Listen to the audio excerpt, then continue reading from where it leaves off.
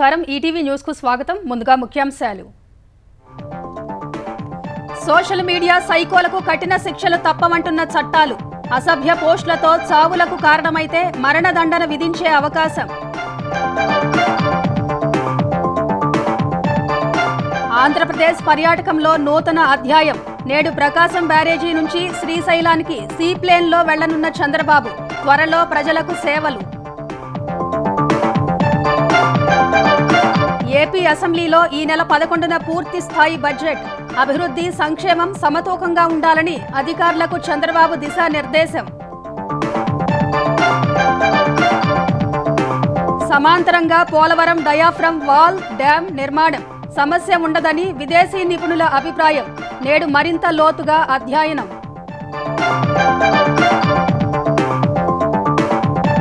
తెలంగాణ సమగ్ర కుటుంబ సర్వేలో నేటి నుంచి కీలక ప్రక్రియ. 76 ప్రశ్నలతో వివరాలు నమోదు.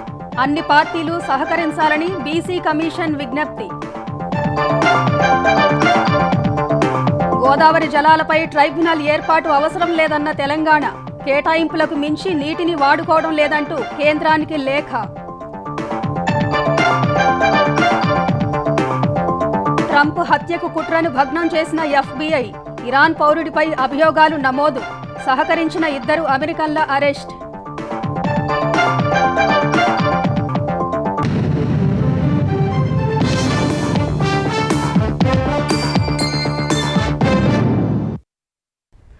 సామాజిక మాధ్యమాల్లో అసభ్య పోస్టులు, మార్ఫింగ్ ఫోటోలతో దాడి చేసిన ఉన్మాద మూకలకు కొత్త చట్టాల ప్రకారం కఠిన శిక్షలు పడనున్నాయి. ఇండియన్ పీనల్ కోడ్ స్థానంలో ఈ ఏడాది జూలై 1 నుంచి అమల్లోకి వచ్చిన భారతీయ న్యాయ సంహితలోని సెక్షన్ 111 ప్రకారం ఉక్కుపాదం మోపేందుకు ఆంధ్రప్రదేశ్ పోలీసులు సిద్ధమవుతున్నారు. అసభ్య పోస్టుల వల్ల ఎవరైనా ఆత్మహత్య చేసుకుంటే దానికి మరణదండన కూడా పడే అవకాశం ఉంది. వైసీపీ అధ్యక్షుడు జగన్ ఆ పార్టీని విమర్శించే వారిని లక్ష్యంగా చేసుకుని ఆ పార్టీ సోషల్ మీడియా చేస్తున్న అసభ్య బూతుల దాడి వ్యవస్థీకృతంగా కొనసాగుతున్నట్లు పోలీసుల దర్యాప్తులో తేలింది. సీఎం చంద్రబాబు, ఉప ముఖ్యమంత్రి పవన్ కళ్యాణ్, మంత్రులు లోకేష్, అనిత, కూటమిలోని ముఖ్యనేతలు, వారి కుటుంబాల్లో మహిళలు, చిన్నపిల్లలపై సోషల్ మీడియా వేదిక నుంచి వైసీపీ సైకోలు చేస్తున్న దాడిని పోలీసులు పూర్తి స్థాయిలో విశ్లేషించారు. రాష్ట్ర స్థాయి నుంచి గ్రామ స్థాయి వరకు సాగుతున్న ఈ నేరంలో పాల్గొన్న ప్రతి ఒక్కరూ కఠిన శిక్ష ఎదుర్కోవాల్సిందేనని చట్టం చెబుతోంది. వైసీపీ రాష్ట్ర స్థాయి సోషల్ మీడియా కన్వీనర్, జిల్లా, నియోజకవర్గ, మండల స్థాయిల్లో కన్వీనర్లు, కో కన్వీనర్లను నియమించుకుని వారితో వాట్సాప్, ఫేస్బుక్ గ్రూపులు, ఎక్స్ ఖాతాలు సృష్టించింది. రాజకీయ ప్రత్యర్థులే లక్ష్యంగా అసభ్య, మార్ఫింగ్ వీడియోలు, చిత్రాల్ని పెద్ద ఎత్తున తయారు చేయించి సోషల్ మీడియాలో పోస్టు చేయిస్తూ వైరల్ చేస్తోంది.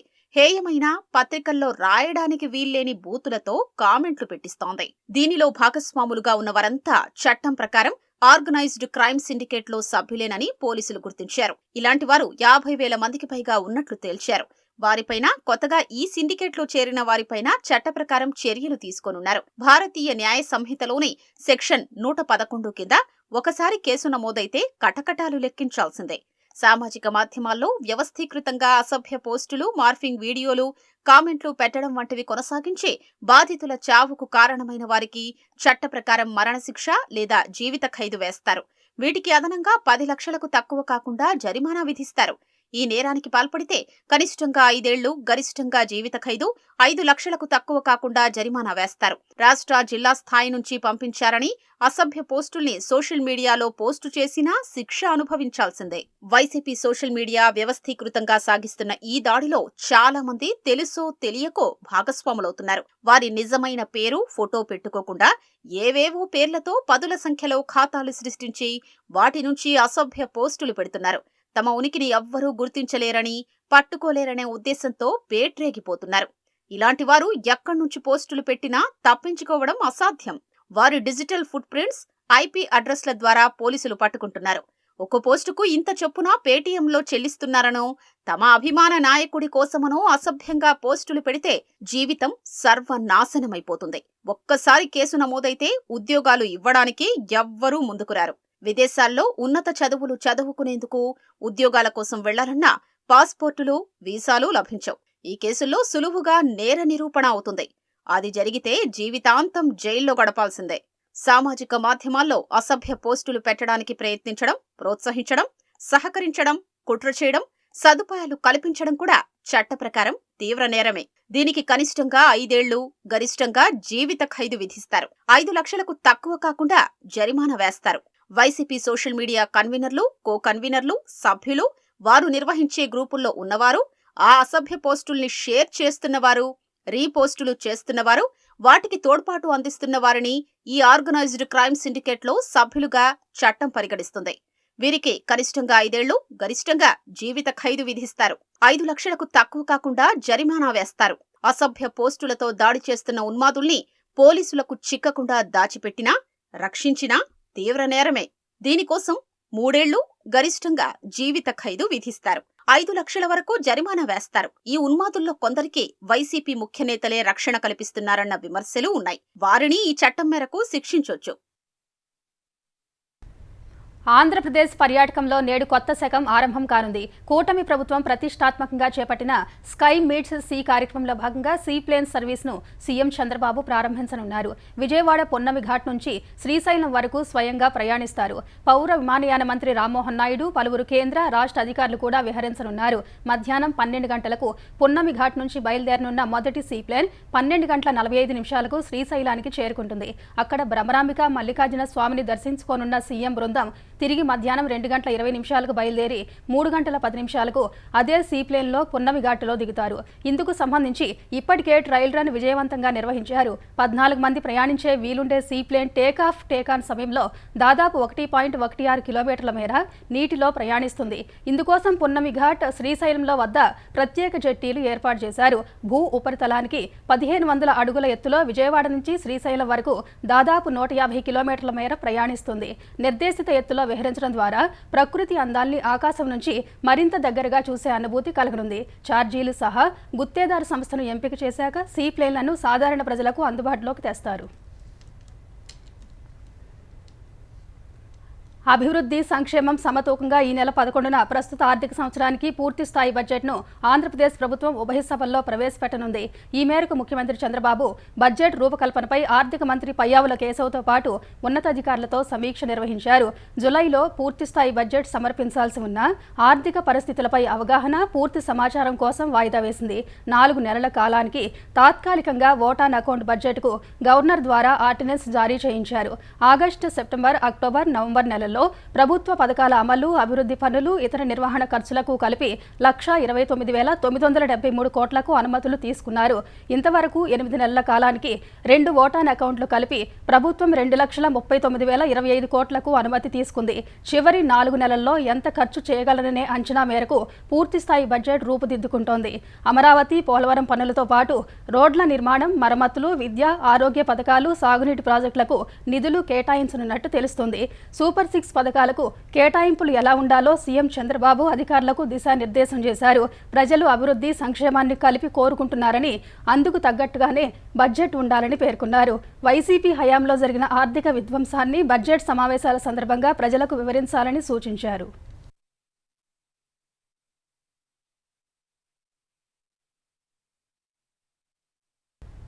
తెలంగాణలో జరుగుతున్న సమగ్ర కుటుంబ సర్వేలో నేడు అసలు ప్రక్రియ మొదలు కానుంది. 3 రోజులుగా కుటుంబాలను గుర్తించి ఇళ్లకు స్టిక్కర్లు వేసిన సిబ్బంది ఈ రోజు నుంచి వివరాలు సేకరించనున్నారు. ఈ సర్వేలో అందిన డేటా ఆధారంగానే స్థానిక సంస్థల్లో బీసీలకు రిజర్వేషన్లు ఖరారు కానున్నాయి. తెలంగాణ వ్యాప్తంగా నేటి నుంచి ఇంటింటి వివరాల సేకరణకు సంబంధించిన సమగ్ర సర్వే జరగనుంది. రాష్ట్రంలోని అన్ని కుటుంబాల సామాజిక, ఆర్థిక, రాజకీయ, విద్య, ఉపాధి, కుల అధ్యయనం ప్రారంభం కానుంది. ప్రణాళికా శాఖ నిర్వహిస్తున్న ఈ సర్వే కోసం 87,000 మంది ఎన్యూమరేటర్లు భాగస్వాములవుతున్నారు. అందులో దాదాపు 40,000 మంది ప్రాథమిక పాఠశాలల ఉపాధ్యాయులు ఉన్నారు. టీచర్లు అంగన్వాడీలో మధ్యాహ్నం 1 గంట నుంచి సాయంత్రం 5 వరకు సర్వేలో పాల్గొంటారు. సెలవు రోజుల్లోనూ సర్వే కొనసాగుతుంది. ప్రతి 10 మంది ఎన్యూమరేటర్లకు ఒకరి చొప్పున 8,500 మంది పర్యవేక్షకుల్ని నియమించారు. స్టిక్కరింగ్ వేసిన ఇళ్లకు వెళ్లనున్న సిబ్బంది ప్రధాన ప్రశ్నలు 57, ఉప ప్రశ్నలు 19 కలిపి మొత్తం 76 ప్రశ్నలతో కుటుంబానికి సంబంధించిన పూర్తి వివరాలు నమోదు చేస్తారు. కుటుంబ సభ్యుల పేర్లతో పాటు అందరి మొబైల్ నెంబర్లు సేకరిస్తారు. కులంతో పాటు ఆ కులాన్ని ఇతర పేర్లతో కూడా పిలిస్తే వాటిని కూడా రాసుకుంటారు. కుటుంబ సభ్యుల వారీగా విద్య, చదివిన మాధ్యమం, ఉద్యోగం, ఉపాధి, వ్యాపారం, వార్షికాదాయం వివరాలు తెలుసుకుంటారు. కుటుంబానికి ఉన్న భూములు, ఇళ్లు, ఇతర స్థిర చరాస్తుల వివరాలు సేకరిస్తారు. ఇప్పటి వరకు విద్య, ఉద్యోగాల్లో పొందిన రిజర్వేషన్ ప్రయోజనాలు, గత 5 ఏళ్లుగా పొందిన ప్రభుత్వ సంక్షేమ పథకాల లబ్ధి, తీసుకున్న రుణాలు, వాటిని దేనికోసం ఉపయోగించారనే అంశాలు అడుగుతారు. గ్రామం నుంచి రాష్ట్ర స్థాయి వరకు ప్రజా ప్రతినిధులుగా లేదా నామినేటెడ్ పదవులు, ఎన్జీఓల్లో సభ్యత్వం వంటి అంశాల్ని కూడా నమోదు చేయనున్నారు. విదేశాలు లేదా ఇతర రాష్ట్రాలకు వలస వెళ్లారా అనే అంశాలపై కూడా అధ్యయనం జరగనుంది. సొంత ఇల్లా, అద్దెకుంటున్నారా, ఇంట్లో ఫ్రిడ్జ్, కారు, ద్విచక్ర వాహనం, కంప్యూటర్, స్మార్ట్ ఫోన్ వంటివి ఉన్నాయా అనే వివరాలు అడిగి ఫారంలో నింపుతారు. ప్రజల నుంచి సేకరించిన వివరాల్ని గోప్యంగా ఉంచాలని ఎన్యూమరేటర్లకు ప్రభుత్వం స్పష్టం చేసింది. వివరాలన్నీ ప్రతిరోజు సాయంత్రం 6 గంటలకు ప్రణాళికా శాఖకు పంపిస్తారు. నెలాఖరు వరకు ప్రక్రియ పూర్తి చేయాలని ప్రభుత్వం భావిస్తోంది. భవిష్యత్తులో బీసీ, ఎస్సీ, ఎస్టీ, ఇతర వెనుకబడిన వర్గాలకు సంక్షేమ పథకాలు, రాజకీయ విద్య, ఉపాధి అవకాశాల్ని కల్పించేందుకు అవసరమైన ప్రణాళికలు తయారు చేసేందుకు ఈ డేటాను ఉపయోగిస్తామని ప్రభుత్వం తెలిపింది. స్థానిక సంస్థల్లో బీసీ రిజర్వేషన్లు ఎంత ఉండాలో కూడా ఈ డేటా ద్వారానే ఖరారు చేయనుంది. సమగ్ర కుటుంబ సర్వేకు ఆటంకాలు కల్పించిన, ప్రజల్లో అపోహలు సృష్టించిన కఠిన చర్యలు తీసుకుంటామని తెలంగాణ ఐటీ పరిశ్రమల మంత్రి శ్రీధర్ బాబు హెచ్చరించారు. గత ప్రభుత్వం నిర్వహించిన కుటుంబ సర్వే వివరాలుండగా ప్రత్యేకంగా మళ్లీ ఎన్యూమరేషన్ అవసరమా అని బీఆర్ఎస్ నేతలు ప్రశ్నిస్తున్నారని, అయితే ఆ వివరాల మదింపు అప్పటి పాలకులు కోరుకున్న విధంగా జరిగిందని ఆరోపించారు. సామాజిక, ఆర్థిక, విద్య సమగ్ర కులగణన అనగానే బీఆర్ఎస్, బీజేపీ ఆందోళన చెందుతున్నాయని, బలహీన వర్గాలకు న్యాయం జరగరాదన్నదే ఆ పార్టీల అభిమతమని శ్రీధర్ బాబు విమర్శించారు. అణగారిన వర్గాలకు సామాజిక న్యాయం, రాజకీయ ప్రాధాన్యత, ఆర్థిక తోడ్పాటు అందించడానికే కుటుంబ సర్వే చేపడుతున్నట్టు మంత్రి వివరించారు. సమగ్ర సర్వేకు ప్రజలందరూ సహకరించాలని తెలంగాణ బీసీ కమిషన్ విజ్ఞప్తి చేసింది. సర్వేలో ఉద్దేశపూర్వకంగా తప్పుడు సమాచారం ఇచ్చినా, నమోదు చేసినా చట్టపరంగా కఠిన చర్యలు ఉంటాయని Telangana BC commission chairman Niranjan హెచ్చరించారు. సమగ్ర కులాల సర్వే ప్రశాంతంగా, ఎలాంటి అనుమానాలకు తావు లేకుండా పూర్తయ్యేలా అంతా ప్రయత్నించాలన్నారు. రాజకీయ విభేదాలకు అతీతంగా పార్టీలు సహకరించాలని నిరంజన్ కోరారు. తమ వద్ద యంత్రాంగం, సిబ్బంది లేనందున సమగ్ర సర్వేను బీసీ కమిషన్ కోరితేనే ప్రభుత్వం ప్రణాళిక శాఖకు అప్పగించిందని ఆయన చెప్పారు. ఏ రోజు, ఏ ప్రాంతంలో సర్వే జరుగుతుందనే విషయాన్ని ముందు రోజే కుటుంబాలకు ఎన్యూమరేటర్లు, అధికారులు సమాచారం ఇవ్వాలని నిరంజన్ సూచించారు. ప్రజలు సమాచారం ఇస్తేనే విద్య, ఆర్థిక, సామాజిక రంగాల్లో బీసీల వెనుకబాటుతనం తెలుస్తుందని స్పష్టం చేశారు. శాఖ సేకరించిన ఈ సమాచారం బీసీ కమిషన్ కు అత్యంత కీలకం. ఈ సమాచారాన్ని సమీక్షించి భవిష్యత్తులో తీసుకోవాల్సిన చర్యలు, సూచనల గురించి ఎంతగానో ఉపయోగపడుతుంది.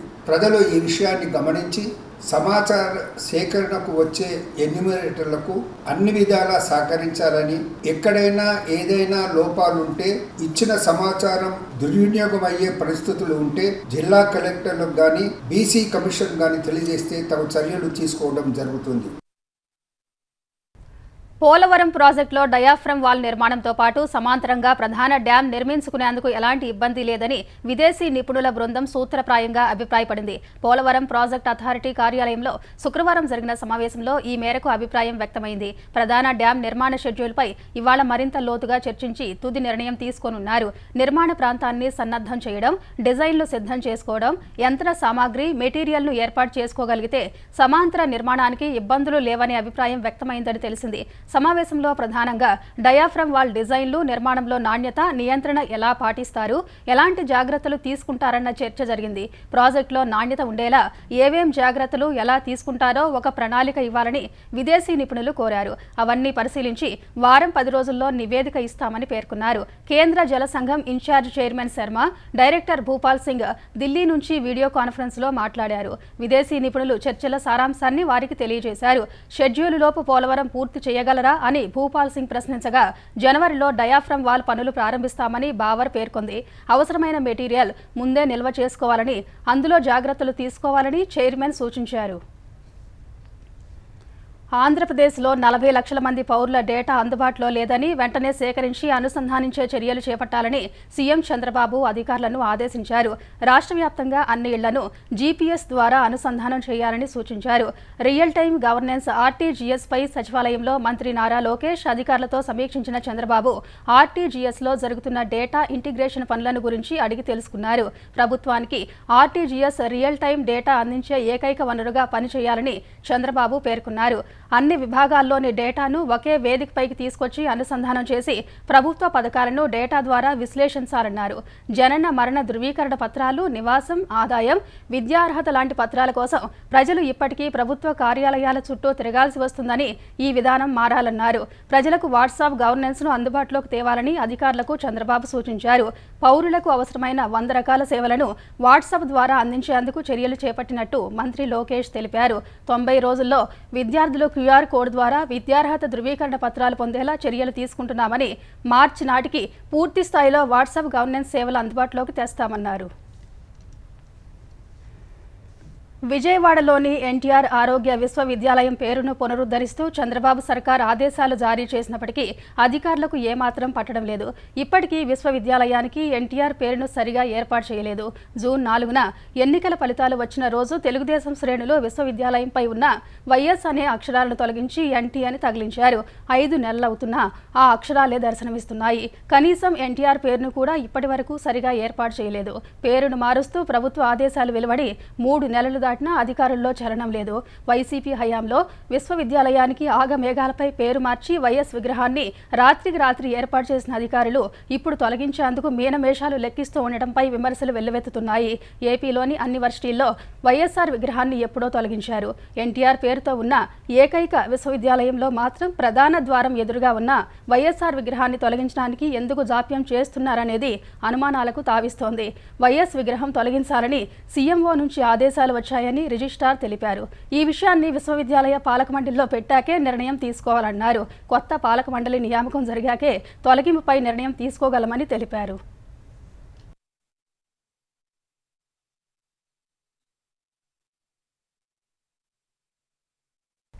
తెలుగు రాష్ట్రాల మధ్య గోదావరి జలాల పంపకం కోసం ప్రత్యేకంగా ట్రైబ్యునల్ ఏర్పాటు చేయాల్సిన అవసరం లేదని తెలంగాణ స్పష్టం చేసింది. ఈ మేరకు నీటిపారుదల శాఖ కార్యదర్శి రాహుల్ బొజ్జా కేంద్ర జలవనరుల శాఖ కార్యదర్శికి లేఖ రాశారు. విభజన చట్టం, ఎపెక్స్ కౌన్సిల్ సమావేశ నిర్ణయం మేరకు ట్రైబ్యునల్ ఏర్పాటు చేసి 2 రాష్ట్రాల మధ్య గోదావరి జలాల పంపిణీ చేయాలని ఆంధ్రప్రదేశ్ కోరుతోంది. ఏపీ ప్రతిపాదనపై కేంద్ర జలవనరుల శాఖ గత ఏడాది తెలంగాణ అభిప్రాయం కోరగా కేంద్ర జలవనరుల శాఖకు తాజాగా తెలంగాణ ప్రభుత్వం లేఖ రాసింది. ఆంధ్రప్రదేశ్ చెప్తున్నట్లుగా కేటాయింపులకు మించి ఎక్కువ గోదావరి జలాలు వాడుకోవడం లేదని లేఖలో పేర్కొంది. గతంలో ప్రతిపాదించిన ప్రాజెక్టులకు మార్పులు చేసి ఇప్పటి వరకు ఉన్న కేటాయింపులకు లోబడే ప్రాజెక్టుల నిర్మాణం జరుగుతుందని తెలిపింది. తెలంగాణ ప్రాజెక్టుల వల్ల ఏపీ ప్రాజెక్టులకు నష్టం ఉండబోదని లేఖలో వివరించింది. ముఖ్యమంత్రి రేవంత్ రెడ్డి నేడు మహారాష్ట్ర ఎన్నికల ప్రచారానికి వెళ్లనున్నారు. ఉదయం శంషాబాద్ విమానాశ్రయం నుంచి బయలుదేరనున్న సీఎం ముంబైలో తెలుగు మాట్లాడే ప్రజలు ఉన్న ప్రాంతాల్లో పలు ప్రచార సభల్లో పాల్గొంటారని పార్టీ వర్గాలు వెల్లడించాయి. అవసరాన్ని బట్టి ఆదివారం కూడా ముఖ్యమంత్రి రేవంత్ రెడ్డి ముంబైలోనే ప్రచారం నిర్వహించే అవకాశం ఉందని పార్టీ వర్గాలు తెలిపాయి. మరోవైపు రేవంత్ రెడ్డికి గురువారం ఫోన్ చేసి పుట్టినరోజు శుభాకాంక్షలు తెలిపిన కాంగ్రెస్ అగ్రనేత రాహుల్ గాంధీ మహారాష్ట్ర ఎన్నికల్లో చురుకైన పాత్ర పోషించాలని సూచించినట్టు కాంగ్రెస్ వర్గాలు తెలిపాయి. ఇప్పటికే మహారాష్ట్ర ఎన్నికల కోసం పనిచేస్తున్న తెలంగాణ నేతలతో ఎప్పటికప్పుడు మాట్లాడుతూ అక్కడి పరిస్థితులను తెలుసుకుంటూ సలహాలు ఇవ్వాలని సూచించినట్టు తెలిసింది. అమెరికా అధ్యక్షుడిగా ఎన్నికైన డొనాల్డ్ ట్రంప్ను హత్య చేసేందుకు ఇరాన్ పౌరుడు పన్నిన కుట్రను FBI భగ్నం చేసింది.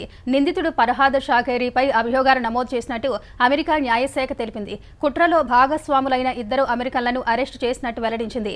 ఇరాన్కు చెందిన Islamic Revolutionary Guards Corps IRGC ట్రంప్ను హత్య చేయాలని నిందితుడిని ఆదేశించినట్టు FBI పేర్కొంది. ఇరాన్ పాలనను విమర్శిస్తూ వార్తలు రాసే అమెరికన్ జర్నలిస్టును హత్య చేసేందుకు కుట్ర పన్నడంతో రివేరా లో హోల్డ్ అనే 2 అమెరికన్ పౌరులను అరెస్ట్ చేసినట్టు అటార్నీ జనరల్ గార్లాండ్ తెలిపారు. ఫర్హాద్ షాకేరీ ఆదేశాల మేరకు నిందితులిద్దరూ జర్నలిస్టుపై నిఘా ఉంచారని వెల్లడించారు. అమెరికా పౌరులు జాతీయ భద్రతకు నష్టం కలిగించేలా ఇరాన్ ప్రభుత్వం చేస్తున్న ప్రయత్నాలను అమలు కానివ్వబోమని చెప్పారు. నెదర్లాండ్స్లో ఫుట్బాల్ మ్యాచ్ సందర్భంగా ఇజ్రాయెల్ పాలస్తీనా పౌరులు పరస్పరం దాడులకు దిగారు. ఐరోపా లీగ్లో భాగంగా నెదర్లాండ్స్కు చెందిన అజాక్స్ AFC, ఇజ్రాయెల్కు చెందిన మక్కాబీ టెల్ అవీవ్ FCలు తలపడ్డాయి. డచ్ జట్టుకు మద్దతుగా పాలస్తీనా పౌరులు వచ్చారు. మ్యాచ్కు ముందు ఇజ్రాయెల్ అభిమానులకు పాలస్తీనా మద్దతుదారుల మధ్య తీవ్ర ఘర్షణ చెలరేగింది. రోడ్లపై ఒకరిపై ఒకరు పిడిగుద్దులు కురిపించుకున్నారు. మ్యాచ్ తర్వాత కూడా ఇరు వర్గాల మధ్య మరోసారి హింస చెలరేగింది. వెంటనే అక్కడికి చేరుకున్న డచ్ పోలీసులు అల్లరి మూకలను చెదరగొట్టారు. ఘర్షణల్లో 6 ఇజ్రాయిలీలు గాయపడ్డారని పోలీసులు తెలిపారు. ఇప్పటి వరకు 62 మందిని అరెస్టు చేసినట్టు వెల్లడించారు. ఘటనకు ముందు ప్రధాన కూడళ్లలో ఇజ్రాయెల్ జెండాలను ఊపుతూ పాలస్తీనా జెండాలను తీసివేశారని వెల్లడించారు.